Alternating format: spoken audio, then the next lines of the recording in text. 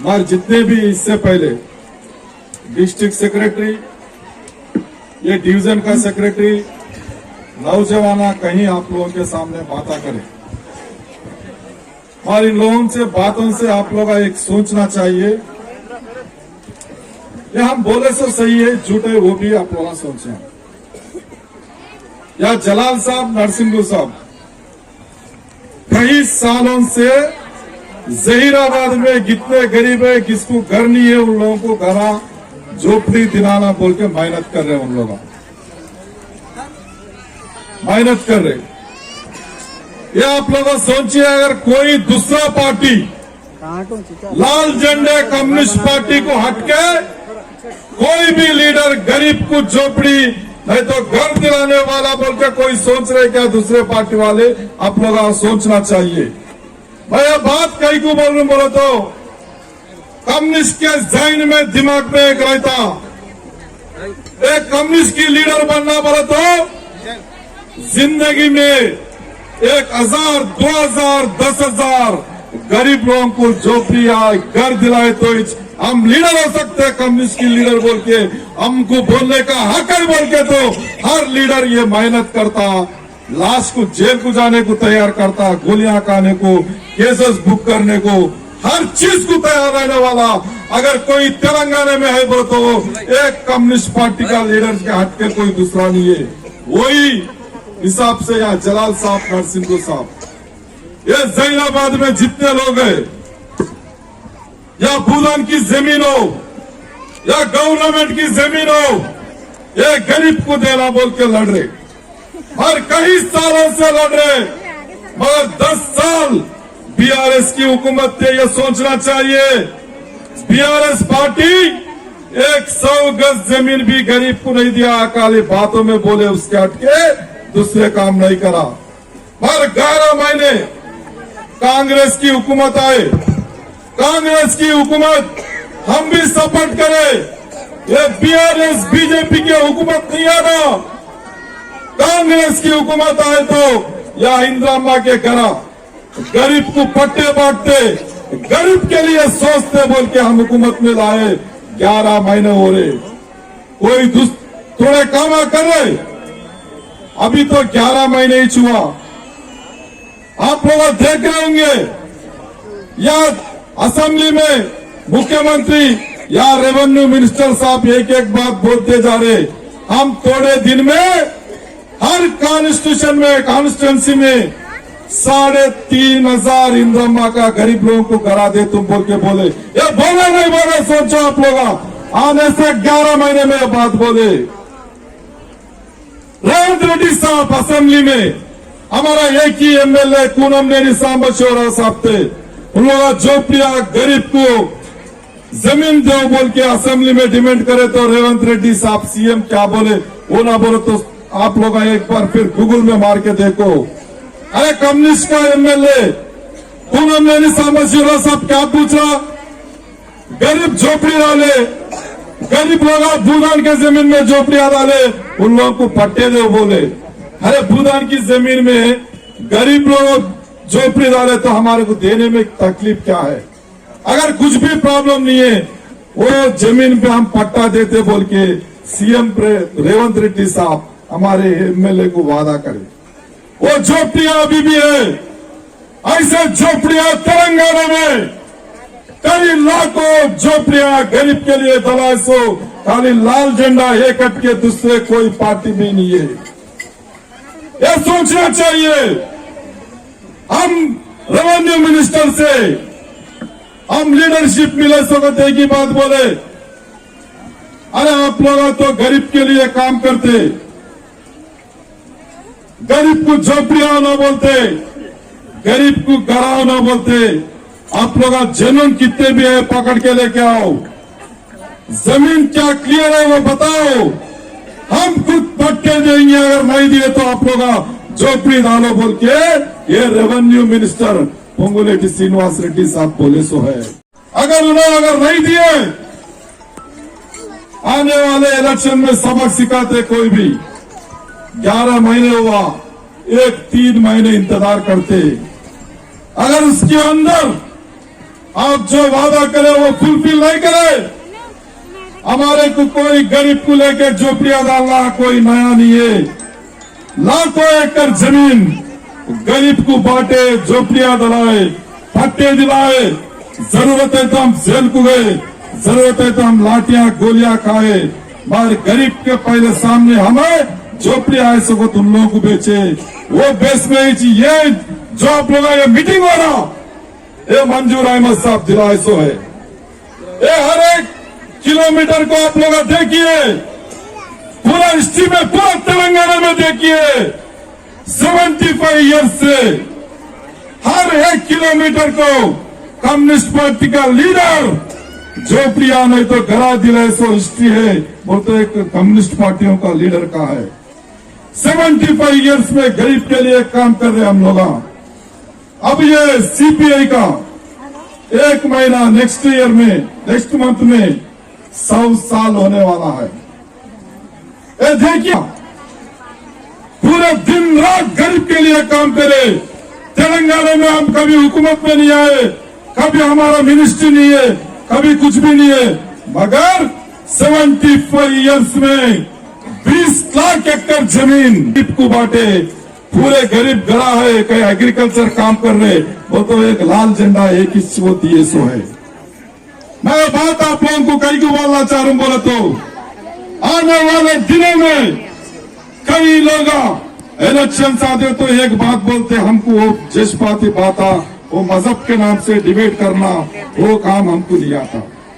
सीधा सीधा गरीब को काम करना, गरीब लोगों को झोपड़ियां होना, गरीब लोगों को महंगाई कम होना, गरीब लोगों को गवर्नमेंट जॉब्स होना, हम इसके लिए लड़ने वाला है कम्युनिस्ट पार्टी।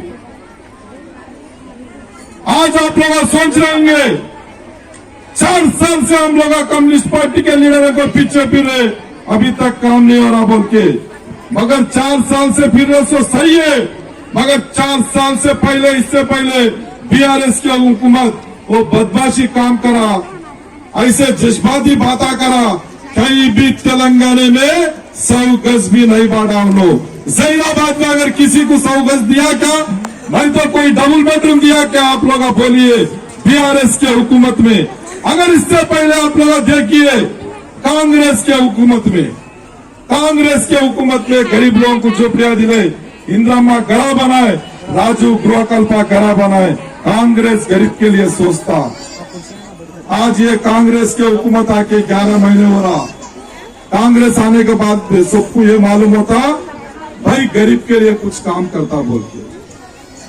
अगर कांग्रेस काम नहीं करे, कैसा कराना कम्युनिस्ट पार्टी वालों को हमको मालूम है, हम वो काम करेंगे। आप लोग कोई जज्बाती करने की, जल्दी करने की जरूरत नहीं है। हमारा हिसाब से कब कैसा झोपड़ियां दिलाना, कब आप लोगों को पट्टे दिलाना हमारा काम है। यहाँ भूदान की जमीन भी है, स्टेट में भूदान के जमीन गरीब को बांटना बोल के 10 साल से सीपीआई स्ट्रगल कर रहे, एजिटेशन कर रहे 10 साल से, मगर केसीआर वो बात सुनने को तैयार नहीं है।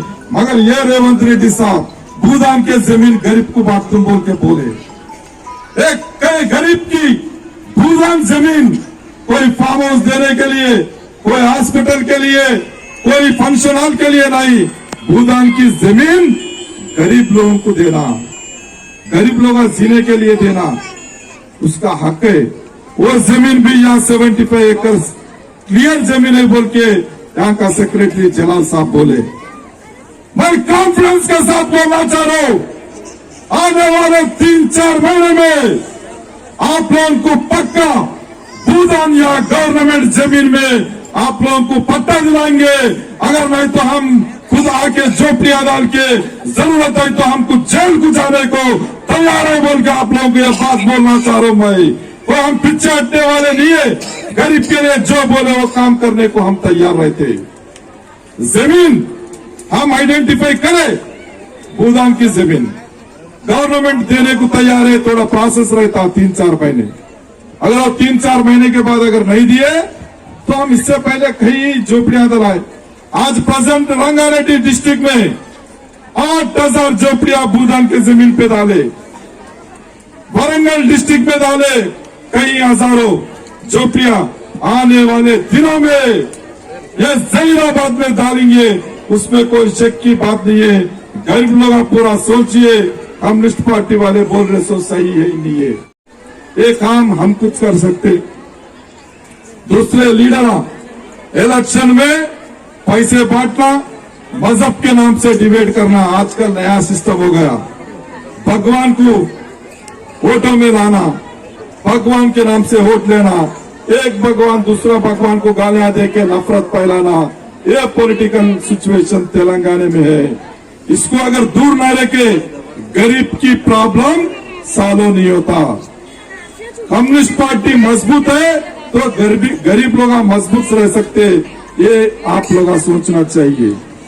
अगर ये बात नहीं सोचे आप लोग, एक बात सोचिए पूरे लोग, 100 साल से हम हुकूमत में नहीं रहने के बाद में भी कम्युनिस्ट पार्टी ये देश में मजबूत कई को है मालूम है। एक गरीब लोग हमारे पीछे है, एक गरीब के लिए हम काम करते, इसीलिए हमारा पीछे आप लोग रहने से मजबूत है। अभी भी लड़ रहे, एक एमएलए नहीं तो 2 एमपी, कई किधर एमएलए वो है तो उन लोगों के साथ में गरीब के लिए काम करने के लिए हम तैयार है। ये बात आप लोग का सोचना चाहिए। अब 100 साल होने वाला, हिस्ट्री में देख लीजिए हमारा पार्टी कितना मजबूत है, कितना मजबूत करना चाह रहे। मैं इसीलिए आप लोगों से गुजारिश कर रहा हूं, आज जो काम हुआ थोड़ा ऑफिसरों में, थोड़ा डिपार्टमेंट में ये मालूम हो गया कम्युनिस्ट पार्टी वाले गवर्नमेंट की जमीन, भूदान जमीन आइडेंटिफाई करे, उसमें झोपड़ियां देव बोल के आज ऑटोमेटिकली रिपोर्ट जाता।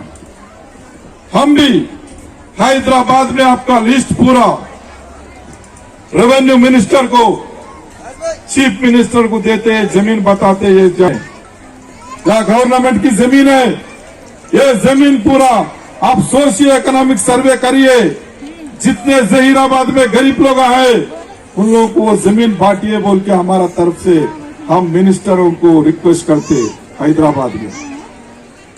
वो मिनिस्टर करे तो रिक्वेस्ट करने के बाद में भूदान की जमीन तो पक्का आप लोगों को देना भूदान की, जिसको व्हाइट रेशन कार्ड है उसको ही देना। मैं एक बात पूछता हूँ, इधर पूरे बैठे से व्हाइट रेशन कार्ड है, जरा हाथ उठाइए। व्हाइट रेशन कार्ड है ऐसे लोग, व्हाइट रेशन वो पूरा भूदान का एलिजिबल है, उन लोगों का लेना चाहिए। अब 1-2 महीने में वो भी सेटलमेंट होता, इसलिए आप लोग सोचिए। आप लोग कोई यहाँ आए, कुछ भी हम झोपड़ी नहीं डाले बोल के आप लोग सोचने की जरूरत नहीं है। आप जितने भी यहाँ है या गवर्नमेंट ऑफिसर से जानिब से ये स्टेट सेंटर को ये रिपोर्ट जाता। भाई इतने गरीब लोग झोपड़ियों के लिए आज इकट्ठा हुए, वो भी लाल झंडे के पीछे हुए।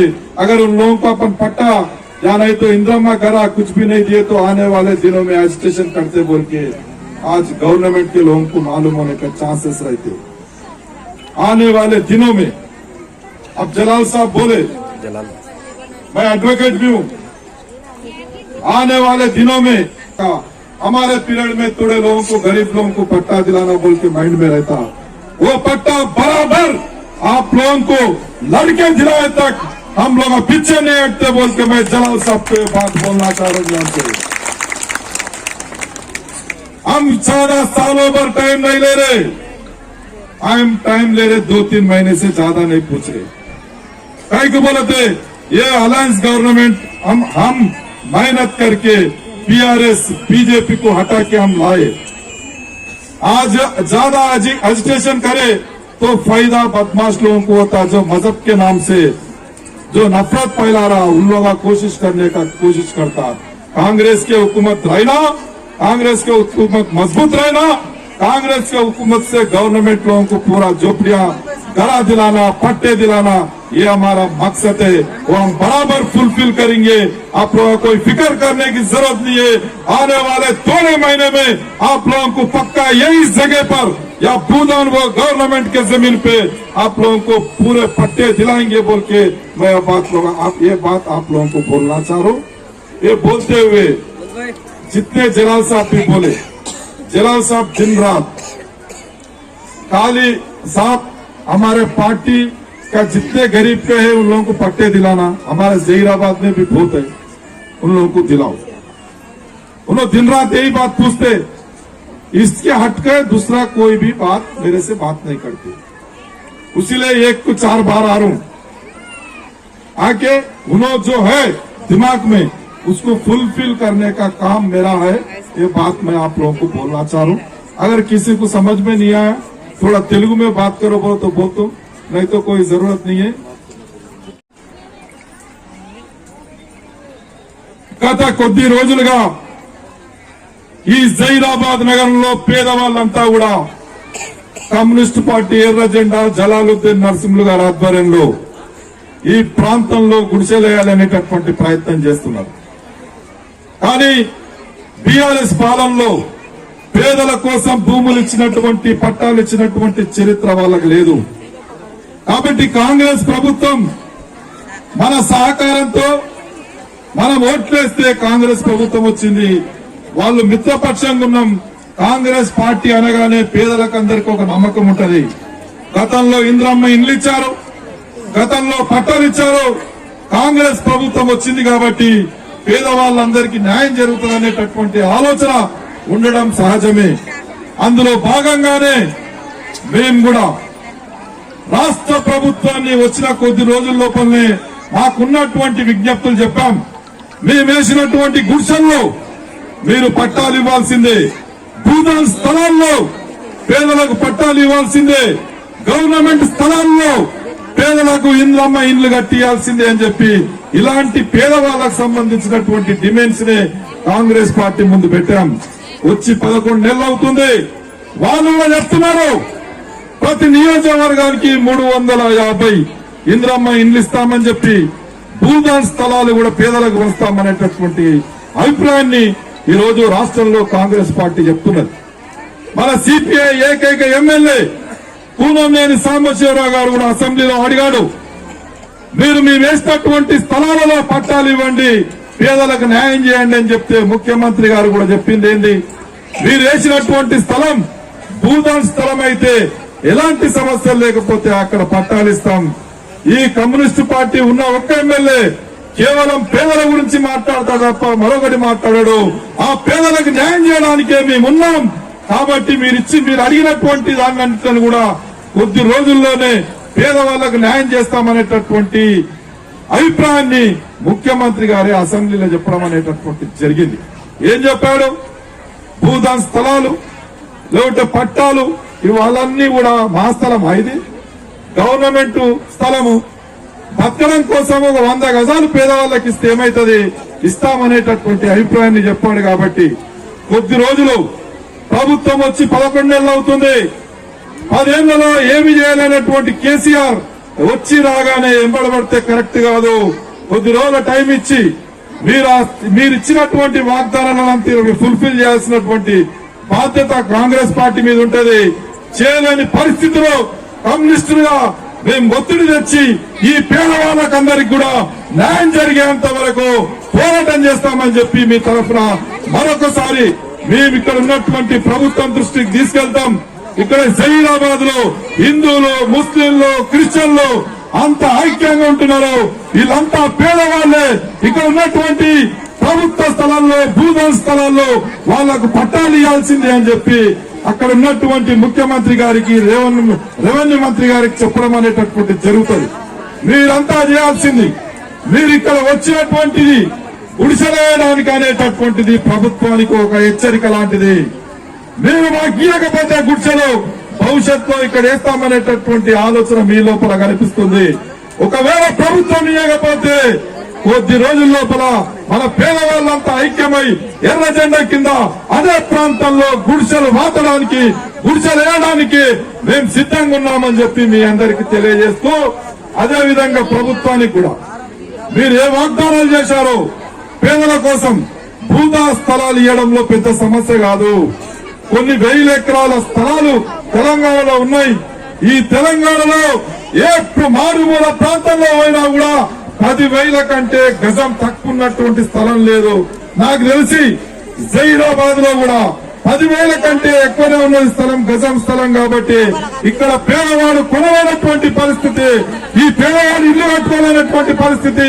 75 ఏళ్ళు వచ్చినా మనం పేదవాడికి ఇల్లు ఇవ్వలేనటువంటి పరిస్థితి ఉన్నాం. కాబట్టి ఆ స్థలాలంతా కూడా ఐడెంటిఫై చేసి నిజమైనటువంటి పేదవాళ్లకు ఇవ్వాల్సినటువంటి బాధ్యత ఉంది. అటువైపున ఇక్కడ ఉన్నటువంటి రెవెన్యూ అధికారులు కూడా ఇక్కడ ఉన్నటువంటి స్థలాలని సరిగ్గా ఐడెంటిఫై చేసి కేంద్ర రాష్ట్ర ప్రభుత్వానికి పంపితే అక్కడ నుండి ఒత్తిడి చేసి మీ అందరికి కూడా త్వరలోనే ప్రభుత్వమన్నా పట్టాలు ఇవ్వాలి, లేదా ప్రభుత్వమన్నా ఇంద్రమ్మ ఇల్లు కట్టించి ఇవ్వాలి, లేదా సిపిఐ మీకు అండగుంటూ మీ అందరినీ ఏకం ఇప్పుడు ఎట్లా చేశామో అదే పద్ధతిలో చేసి ఒక 3-4 నెలల లోపల అదే ప్రాంతంలో మీకు గుడిసెలు ఇస్తామని చెప్పి మీ అందరికీ హామీ ఇస్తూ ఈ యొక్క అవకాశం ఇచ్చినటువంటి ఇక్కడ ఉన్నటువంటి నిర్వాహకులందరికీ కూడా మరొకసారి ధన్యవాదాలు తెలియజేస్తూ నేను ముగిస్తున్నాను. చాలా చక్కగా మనకు అర్థమైన భాషలో చెప్పారు. अपने को समझ में सर की बात करे सर, लेकिन मेरे कान में ये रिकॉर्ड नहीं पड़ी वो डेट कब है. ఎందుకుంటున్నా ఈ మాట అంటే సార్ మాకు ఏమేమి కావాలి సార్ చెప్పారు, కానీ మనం ఏం కోరుకుంటున్నాం ఆ డేట్ చెప్పలేదు. కాబట్టి సార్ మీడియా ముంగట్ని ఆ డేట్ ప్రకటన చేయాలి. ఆ డేట్ రోజు ఖచ్చితంగా మా ప్రాణానికైనా దిగించి ఆడ ఉంటే మా శవాలే, లేకుంటే మా ఇల్లులా, లేకుంటే జైల్లా, ఈ 3 తప్ప అది లేకుండా ఎన్ని పోలీసులు తుపాకులు పెట్టుకుని గాలిస్తే కూడా గతంలో నిజామాబాద్ కాలంలో 4,500 మంది బలిదానం చేశారు. ఈ రోజు ఖచ్చితంగా మా అక్క చెల్లెలు కూడా బలిదానానికి సిద్ధంగా ఉన్న మిల్లుల గురించి ఉన్నారా లేదా? ఎందుకంటే వాళ్ళ ఆకలి మంట ఆశ ఉంటుంది సార్. కాబట్టి ఖచ్చితంగా మీరు డేట్ డిక్లేర్ చేసే, మీరు ఏ డేట్ చెప్తే ఆ డేట్ దాకా మేము ఏ రకంగా మళ్ళా ఒక్కోసారి మీరు ఎక్కడ మీటింగ్ పెట్టుకుంటే పెడతాం, మీరు ఏం చేయమంటే చేస్తాం. కానీ మాకు కట్ ఆఫ్ డేట్ పెట్టాలి, ఆ గవర్నమెంట్ దిగి రావాలి, మా జైరాబాద్ లో గుడిసెలు కావాలి. అదేవిధంగా అందరికీ రెవెన్యూ డిపార్ట్మెంట్ కానీ పోలీస్ డిపార్ట్మెంట్ కానీ వాళ్ళకు కూడా నేను ధన్యవాదాలు తెలియజేస్తా. మాకు బదిలిచ్చి కొంతమంది మాకు చెప్పకుండా అక్కడ పోయినారు, కానీ వాళ్ళకి అక్కడికి వెళ్ళి దోలిచ్చారు. ఖచ్చితంగా మనం ఏ జగలో పోయినా మా జగం అనేది కాదు, మనకు జగం వేరే కలం ఉంది, మీకు గెలవకుండా అక్కడ పోయారు. కానీ పోలీసులు సార్ కూడా మనకు కాపీ చేశారు. కాబట్టి వాళ్ళకు కూడా ధన్యవాదాలు తెలియజేస్తారు. అన్ని డిపార్ట్మెంట్లకి మీరు ఖచ్చితంగా ఇక్కడికి వెళ్ళి మాకు డేట్ చెప్పాలని కోరుకుంటూ, మళ్ళీ సార్ మా గురువు గారికి, మా పెద్దలకి, ఎందుకంటే సార్ మీరు ఎడ్యుకేట్ కూడా ఉన్నారు, మీకు రాజకీయం తెలుసు, కోర్టులో ఏం చేయాలో తెలుసు. కాబట్టి మీ మీద మాకు నమ్మకం ఉంది. आपको साहब पॉलिटिकल भी मालूम है, आप हाईकोर्ट के लायर है, मैडम भी लायर है, साहब की बीवी भी लायर है. तो कोर्ट में कब क्या होता, और पॉलिटिकल के आप बहुत बड़े इंडिया लेवल के लीडर है साहब, आपसे हमारी उम्मीद लगी हुई है साहब. इसलिए हमें डेट बोलेंगे, सुकून से जाकर हमें कम से कम ये तो पता चलेगा कि अभी हमको 2 महीने किराया भरना है, 1 महीना किराया भरना है, उसके बाद तो मेरी माँ बहनों के पास में पैसे बचे हुए रहेंगे साहब. क्योंकि अब तमाम लोगों को एक एक करके बुलाकर पूछिए, कई सालों से कैसे ऐसा वो लोग आप लोग एक डेट ऐलान करते होंगे. मैं आपसे डबल गुजारिश करूंगा और आपकी उम्मीद करके ये बात आपको फिर एक बार माइक देना चाहूंगा साहब. हमारे जलाल भाई साहब को भी डेट, पक्का डेट बोल रहे हम कम्युनिस्ट पार्टी का है. यहाँ थोड़े ऐसे गरीब लोगों के पास देखे तो 1 साल 9 महीने 2 साल बच्चे को लेके पकड़े. ये रिपोर्ट भी कहीं जाना गवर्नमेंट की तरफ से जाता. अगर सही आप लोगों को पैसे है, करा है, अच्छा जुबली बंजारा इसमें ऐसा वाला कोई ऐसा आके बैठता, कोई अपार्टमेंटों में, बड़े बड़े अपार्टमेंटों में ऐसा वाला बैठता, जिस आदमी नहीं कर सकता उन लोगों का बैठता. हम सक्सेस करने का काम हमारे को है. मैं डेट बोले तो एक प्रॉब्लम रहता, इसलिए मैं इसीलिए 1 को 2 बार बात बोला, 3 से 4 महीने के अंदर, मतलब फरवरी मार्च में, ये 2 महीने में करिए बोलते वो कैसा क्या है आप लोगों का जरूरत है। आप लोगों का भी कभी आप लोगों को किधर आना पड़ो तो आना पड़ता। आप लोगों का जो पूरे फाइल भी मैं समझता हूँ जलाल साहब को दिए होंगे, वो फाइल किधर लेके आना, किधर उधर ऑफिसरों को देते। एक 3 महीने 4 महीने के देने के बाद में क्या करना, कैसा करना, इम्पोर्टेंट लोगों से बैठ के आप लोगों को जमीन मिले तक आपके सपोर्ट में हम रहते। हम इससे पहले भी दिलाए, आने वाले दिनों में दिलाए थे, उसमें कोई डाउट करने की चेक करने की जरूरत नहीं। कि साहब ठीक है, हम 4 साल इंतजार करेंगे सर, और 4 महीने 2 महीने हम जरूर इंतजार करेंगे। लेकिन मेरी माँ बहनों से अबदन गुजारिश और मेरे भाइयों से, बुजुर्गों से कि कई लोग मेरे को बोले कि जलाल भाई के पास फॉर्म भरना है, 10,000 5,000 में फॉर्म भर रहे बोल के पैसे लेने के थे। आप किसी को 1 रुपया अगर दे रहे हैं तो आप खुद जिम्मेदार है। अगर किसी को पैसे दे रहे हैं तो आप खुद जिम्मेदार है। कम्युनिस्ट पार्टी पैसे के लिए काम नहीं करती। मैं बताया ना आप लोगों को, हम सभ्यतम कार्ड देंगे, वो आपसे 300 रुपए लेंगे मेंबरशिप के।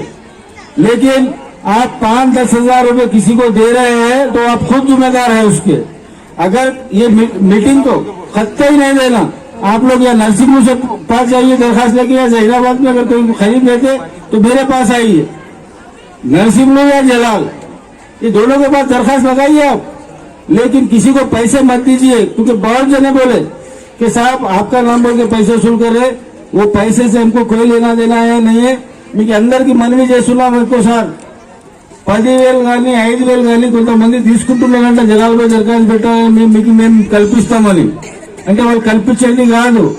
మీరు ఒక తమ్ముడు అనుకోని, ఒక అన్న అనుకోని, ఒక కొడుకు అనుకోని నరసింహుల దగ్గర నా దగ్గర ఆది రాత్రికి వస్తూ రాగంతరం ఒక్కవేళ ఇంకా మాకు సమయం ఇచ్చారు సార్ కాబట్టి కొత్త దరఖాస్తులు ఉంటే కూడా స్వీకరణ చేసుకుందాం, తీసుకుందాం। ఇప్పుడు ఒక సమస్య, పెద్ద సమస్య ఏముంది అంటే సార్ మా దగ్గర మీరు రేషన్ కార్డు ఉన్న వాళ్ళే అర్హులు అన్నారు।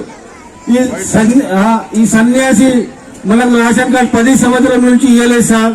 దానికి కూడా మీరు సీఎం సార్తో చెప్పించి మాకు రేషన్ కార్డుకి అందరూ దరఖాస్తులు పెట్టుకున్నారు। ఆ రేషన్ కార్డులు కూడా ఇప్పిస్తేనే వాళ్ళు అర్హులు అవుతారు।